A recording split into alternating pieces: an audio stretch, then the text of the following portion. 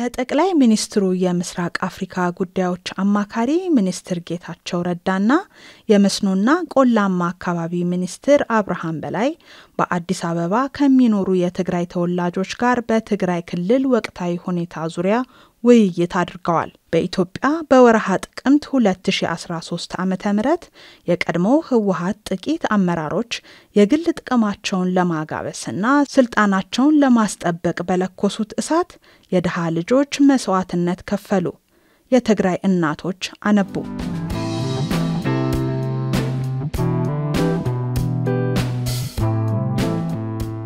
ከሁለት ዓመት ሰብአዊና ቁሳዊ ኪሳራ በኋላ መንግስት ለሰላም ያለው ቁርጠኝነትና ሆደ ሰፊነት በማሳየት የፕሪቶሪያ የሰላም ስምምነት ተፈርሞ ሰላም ወዳዱ የትግራይ ህዝብ የሰላም አየር መተንፈስ ጀመረ።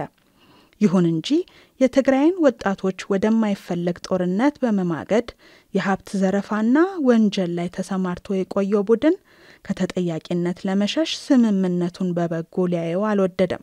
በዚህም ጥቂት የቀድሞ የህወሓት አመራሮች የትግራይን ህዝብ ወደ ዳግም ግጭት ለማስገባት የጦርነት ነጋሪት እየጎሰሙ ነው።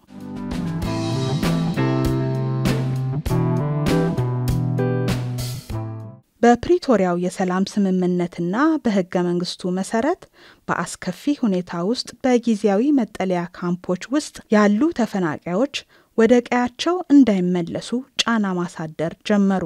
እነዚህ ከግጭት አዙሪት መውጣት የማይፈልጉ ኃይሎች የፕሪቶሪያውን የሰላም ስምምነት እንዳይፈጸም እንቅፋት መሆናቸው አልበቃ ብሎ የሰላም ኃይሎችን በአደናቃፊነት ይከሳሉ።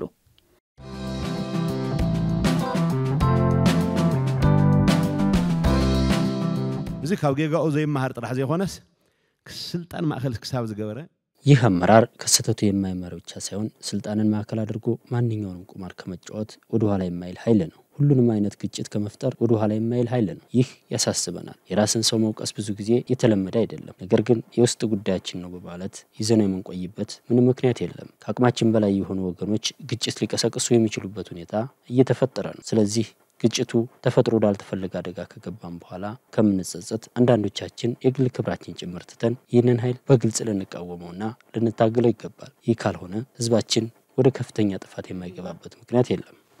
ህዝብና ናብ ዝተማለ ጽንተት ዘይአትወሉ ምክንያት የለም።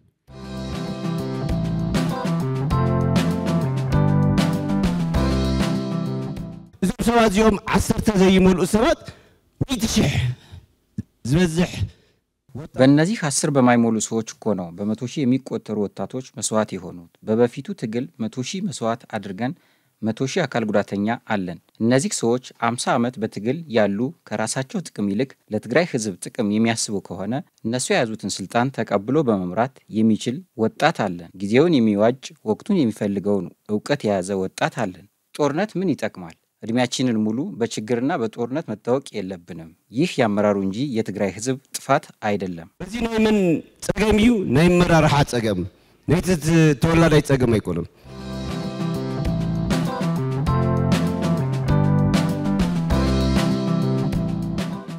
ዝሓለፈ ሓሊፉ እዩ ሕጂ ግን ባዕድና ጓንቶ ኮይና በሐንሳ ኮይና ምስ ፌደራል መንግስት ያለፈው አልፏል። አሁን ግን እጅና ጓንት ሆነን ከፌደራል መንግስት ጎን ሆነን ህዝባችን ልናድን ይገባል። አቶ ጌታቸው በመድረኩ እንደገለጹት ሰላም እንፈልጋለን። ሰላም የሚጠላ የለም፣ ግን ትንኮሳ አንፈልግም። የትግራይ እናት ይበቃታል። ካሁን በፊትም ይበቃታል ስንል ነበር። በቃ አነባች። አሁንም ይበቃታል። ልጆቿ ተሰውተውባታል። የሚያት የለም። ምን ተደረገላት?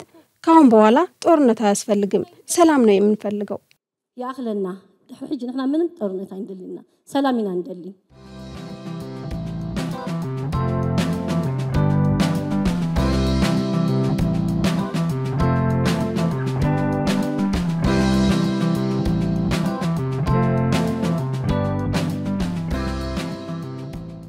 كم تستبعلن أي مفرح يلكا بقى بزي تتحزن الله እንደ ተባለው ዝም ብሎ ለማስፈራራትና በዚህ በኩል እናስፈራራና ስልጣን ለመያዝ እንሞክር በማለት እየተደረገ ያለ ማንገራገር ነው የሚመስለኝ እንጂ የሚያመጡት ነገር አለ ብዬ አላምንም። ምክንያቱም ህዝቡ ነቅቷል፣ አሁን አውቋቸዋል። እንዲሁም ህዝቡ ከፍተኛ ኪሳራ ደርሶበታል። በደንብ መርምሩ እዩ ከሲሩ ይኸዓ ህዝቢ ናይ ትግራይ ህዝቢ ቅድም አሕዋተይ ኣብዚ ከም ዝበልዎ ኣብ ሽግርን ጸበብ የትግራይ ህዝብ ቅድም ወንድምና እህቶቼ እንዳሉት በጭንቀት ውስጥ ነው ያለው። እንደውላለን እንገናኛለን። የፌደራል መንግስት ይህን እያየ ምን እያደረገ ነው? እናቶቻችንና ወጣቶች እኛ ሰላም ነው የምንፈልገው እያሉ ነው። የትግራይ ህዝብ ሰላም ፈላጊ ነው። የትግራይ ህዝብ በኢትዮጵያዊነቱ የማይደራደር የብዙ ሺህ ዓመት ታሪክ ያለው ህዝብ ነው። ይህ አይገባውም። ኢትዮጵያዊነቱ ዘይደራደር ናይ ብዙ ዓመታት ታሪክ ዘለዎ ህዝብ እዩ። እዚ ግቦኦን ነይሩ ማለት ነው።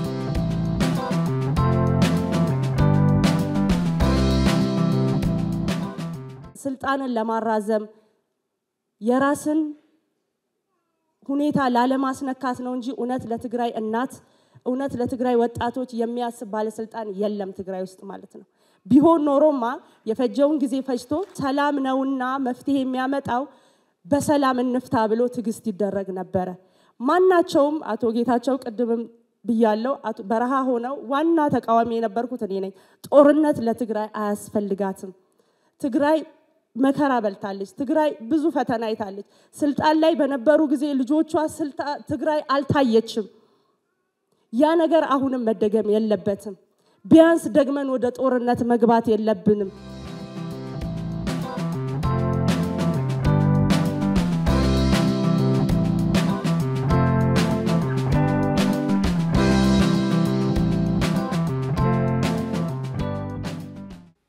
ሕዚ ዘድልየና ቢያንስ ተጋሩ ንፋለጠሉ መድረክ ፈጢርና አሁን ለተጋሩ የሚያስፈልገን የተወሰነ አደረጃጀት ፈጥረን የምንተዋወቅበት መድረክ ነው። አደረጃጀት ፈጥረን የትና መቼ በሚለው ላይ እየተግባባን ሊደርስብን የሚችለውን ችግር እንዳይመጣ ድምጻችንን ማሰማት አለብን። እዚህ ደግሞ በአንድነት ልንወያይ ይገባል። ሰላም ቋንቋችን መሆን አለበት። ከሰላም ውጪ የሚንቀሳቀሱ አካላት ባህሪያቸውና ፍላጎታቸው ምን እንደሆነ ባለፉት 2 ዓመታት በግላጭ አይተናል።